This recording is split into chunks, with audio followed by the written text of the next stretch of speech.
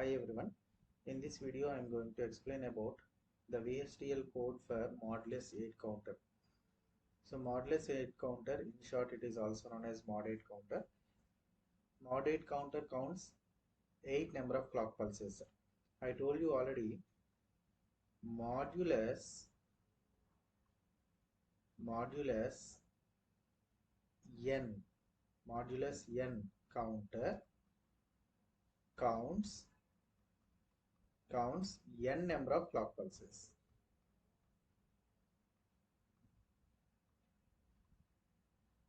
Modulus n counter counts n number of clock pulses. Okay, where we can write n is equal to 2 power n. N is equal to 2 power n. N indicates, small n indicates number of flip-flops.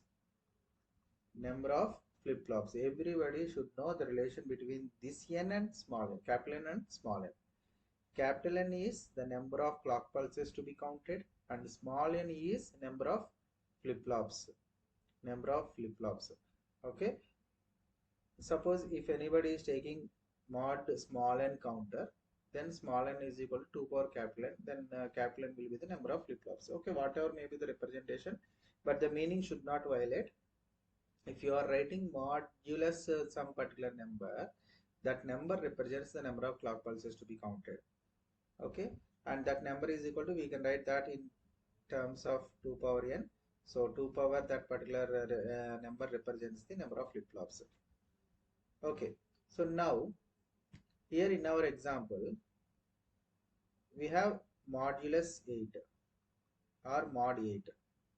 We have mod 8 counter. So mod 8 counter, how many clock pulses it counts?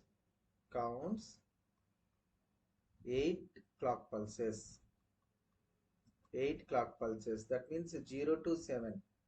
That means 0 to 7 clock pulses it counts. Whenever the 8th clock pulse occurs, automatically the counter resets to all zeros. Okay, so 8 we can write it as in the power of 2 power 3. So it needs 3 flip-flops. It needs 3 flip-flops. Okay, this is the number of flip-flops and number of clock pulses counted. Now the VHDL code always starts with the library and package. So library IEEE use IEEE dot std underscore logic underscore 1164 dot all. Okay, 1164 dot all, this is the package, and dot all represents whatever the package consists inside, all we are taking here in our program. So entity where we are declaring the inputs and outputs in terms of ports. Entity, how many bits we have here? 2 power 3. 3 here indicates the number of flip-flops and number of bits also. Number of bits, because each flip-flop carries 1 bit of information. So 3 number of bits, 3 bits. So entity, a 3-bit counter. Okay, so we can write it as, otherwise mod 8 counter simply. So otherwise we will write mod 8 counter, that is much better. So mod 8 counter, mod 8 underscore counter. Okay, don't give any space between the names and don't start the name of the entity or architecture with the number. Okay, then it won't work. So entity mod 8 underscore 8 underscore counter is port of, so here port specifies the input ports and output ports. So input ports are clock, reset, set in std underscore logic. In std, in specifies the input mode. Okay, that is nothing but direction of the port. And q specifies the output direction std underscore logic, std underscore logic, end mod underscore 8 underscore counter, end mod 8 counter. Now architecture. So what do you mean by architecture? Architecture is the place where we are completely describing the behavior of the hardware module. So architecture, behavioral of mod 8 counter. Okay, for which entity you are writing this architecture, that you need to specify, because a program may have one or more architectures. Okay, that's why architecture behavioral of mod 8 counter is begin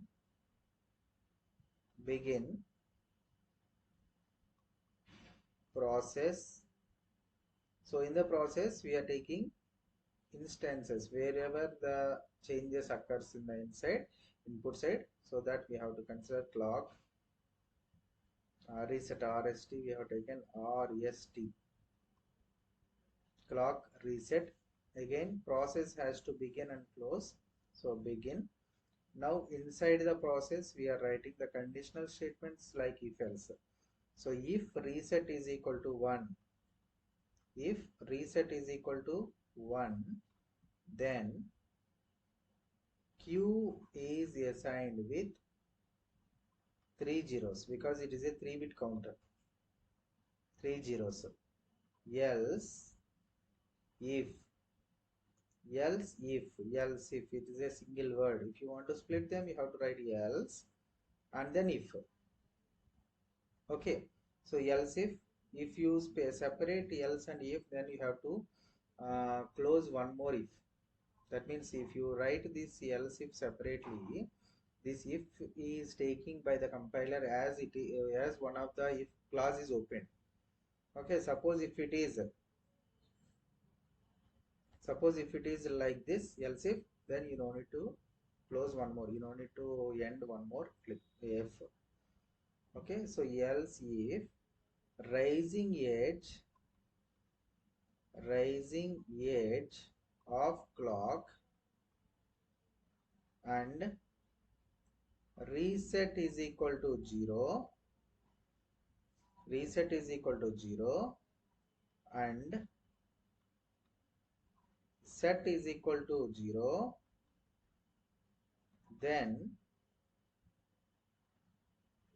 reset is equal to 0 and set is equal to 0. Set is also a port here, set. Okay, set is equal to 0, then Q is assigned with Q plus 1. Q is equal to Q plus 1. Else if rising edge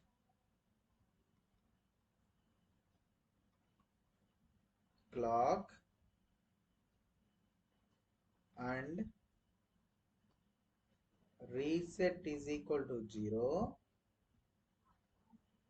and set is equal to 1, then Q is assigned with Q plus 2. End if end process end, what is the name of the architecture? Behavior. So BH. Okay, so what here is going on? So first we have taken the process statement. So whenever the clock occurs, the process will be continued. So that's a process of clock and reset. These two are definitely considered instances. So these two are taken begin. If initially if reset is equal to 1, then every flip-flop output is equal to 0.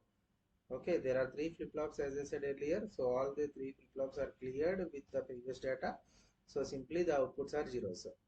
and else if else if means reset is equal to 0 and rising edge of the clock, then q is equal to q plus 1, q is equal to q plus 1. This process will be repeated like that until we get reset pin. So else if rising edge of the clock and reset is equal to 0 and set is equal to 1, then so set equal to 1 means again we have to take taken one more condition like a q is equal to q plus 2, else if, and if, and process, and then behavioral. Okay, this is the VHDL code for the moderate counter. Thank you.